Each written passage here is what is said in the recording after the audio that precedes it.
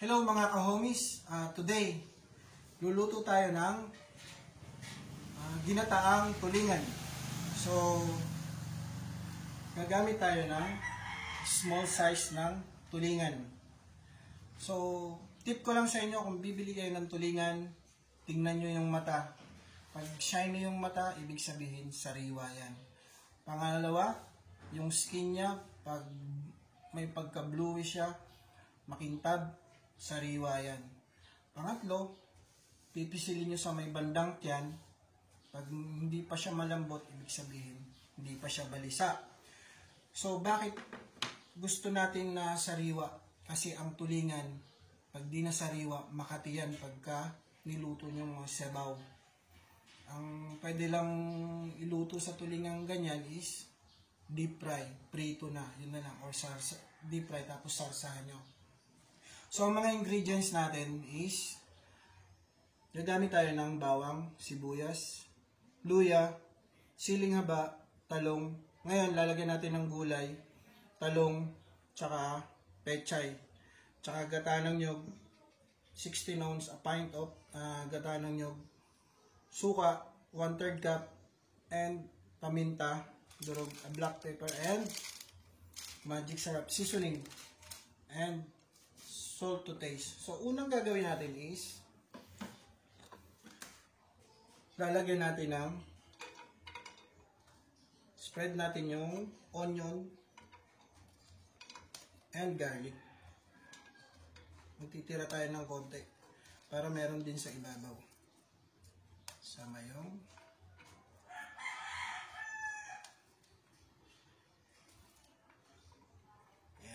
yan yung pinaka sapin natin. So, ilalagay na natin yung isda. Ayan. Nirab ko na siya ng salt.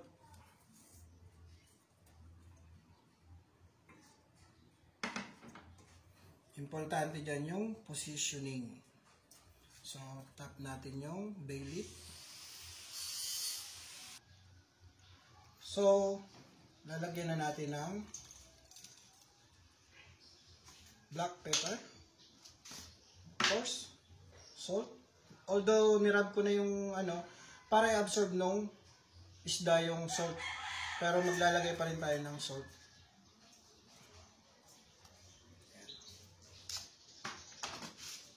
And of course, yung seasoning natin on top yan, seasoning natin. And the rest of onion, garlic, and kailangan meron din siya sa ibabaw para meron din siyang flavor ng onion tsaka garlic and yung siling haba natin.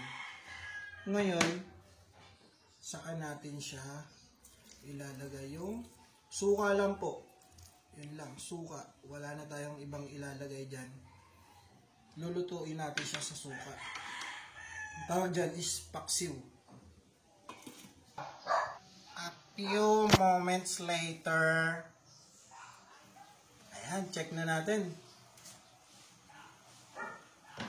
So, bago mag-dry yung vinegar natin, ilagay natin yung talong. So, yung talong, in-slice ko yan ng same size, magkakapareha sila para at the same time, maluto sila at the same time. About 1 inch lang yan. Hindi ko kinapalang kasi para hindi matagal siya maluto. So, spread lang natin siya dun sa mga spot na maluluto agad siya. So, bago maging dry. So, yung tulingan itself, yung tinatawag na paksiw na tulingan. Pwede na siya actually. Luto na siya. Basta lumabas na yung mata ng isda, luto na yan. Tawag dyan paksiw. Pag nilagyan mo siya ng mantika at saka toyo, yan na yung parang adobo style na paksiw. Masarap na yun. Yun pa lang, okay na yun. Pero this time, lalagyan natin siya ng gata. So, antayin natin siyang ma-half cook yung tulingan bago natin ilagay yung gata. So, Takpan muna natin. A few moments later, ayan, check na natin.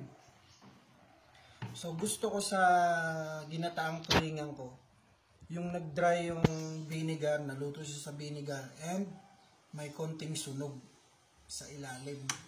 So, nothing to worry, yung isda natin hindi masusunog yung tulingan kasi underneath niya, meron tayong nilagay na onion, garlic, tsaka yung ating ginger.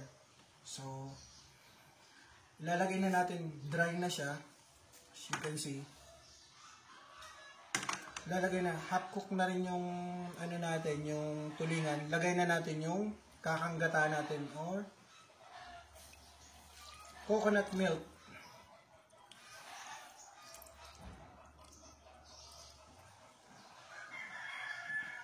So, takpan ulit natin para kumulo siya. A few moments later, ayan, buksan na natin. Ayan, nakita mo. Yung kakanggata, almost magmamantika na siya. And then, yung ating talong is almost luto na siya. So, lagay na natin yung sarap na ito. Pechay.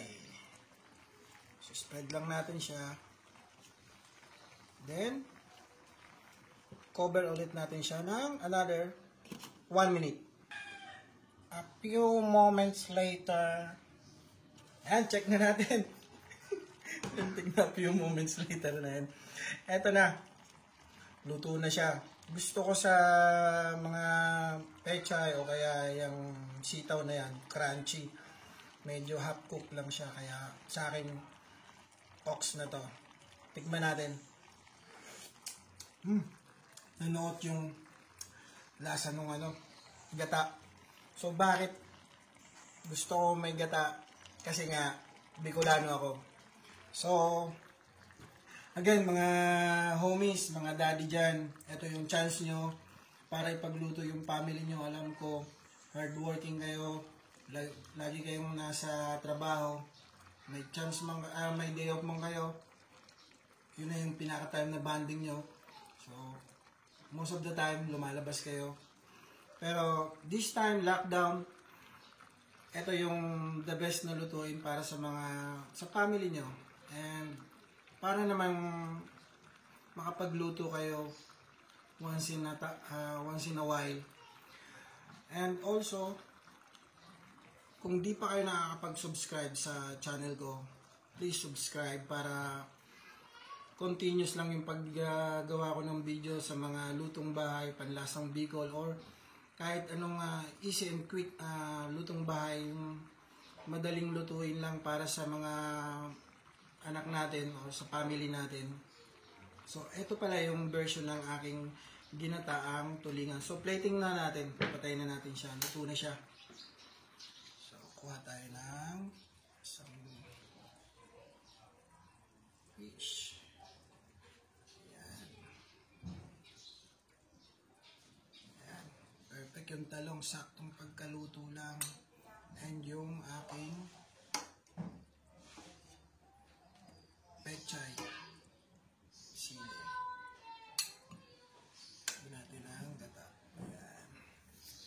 Sarap na ito sa kanin. Mainit na kanin. Ayan ang aking tulingan sa gata with talong and pechay. Perfect yan sa mga, lalo na ngayon lockdown, healthy. Alright, I'll see you for my next video and peace out.